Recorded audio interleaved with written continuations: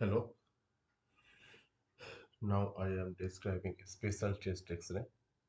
You can see it is the right side, and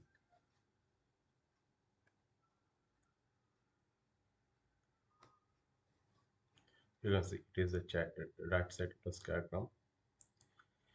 More or less, length of two clavicles are similar, and right costophrenic angle is blunt, and here in the upper part of the right lung, in the right lung, there is no bronchovascular marking is seen.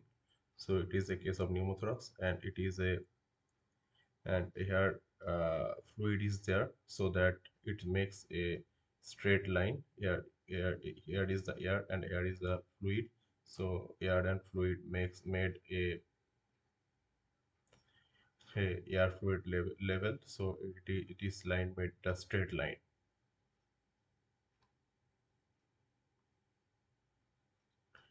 and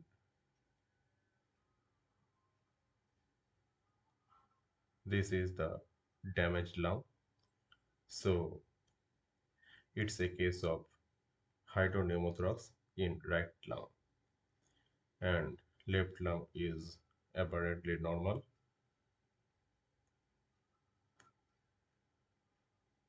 Thank you.